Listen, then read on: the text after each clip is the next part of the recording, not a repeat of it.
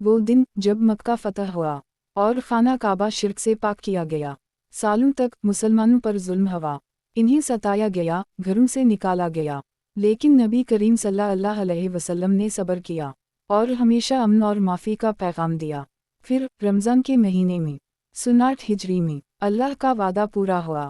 10,000 صحابہ رسول اللہ صلی اللہ علیہ وسلم کے ساتھ مکہ کی طرف روانہ ہوئے، لیکن یہ لشکر جنگ کے لیے نہیں، رحمت اور عدل کے لیے آیا تھا۔ جب رسول اللہ صلی اللہ علیہ وسلم مکہ میں داخل ہوئے تو آپ صلی اللہ علیہ وسلم کا سر عاجزی سے جھکا ہوا تھا، نہ تکبر نہ انتقام، صرف اللہ کی شکر گزاری۔ مکہ کے لوگ ڈر چکے تھے، وہ سوچ رہے تھے آج ان سے حساب لیا جائے گا، لیکن نبی صلی اللہ علیہ وسلم نے فرمایا آج تم سب آزاد ہو، آج تم سے کوئی بدلہ نہیں لیا جائے گا۔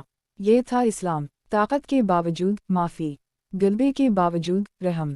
پھر رسول اللہ صلی اللہ علیہ وسلم خانہ کعبہ میں داخل ہوئے، جہاں 360 بت رکھے تھے۔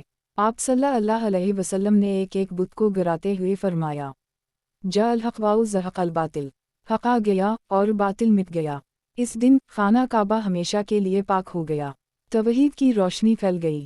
اللہ تعالی ہم سب کو بھی اپنے گھر کی زیارت نصیب فرمائے، آمین یا رب العالمین۔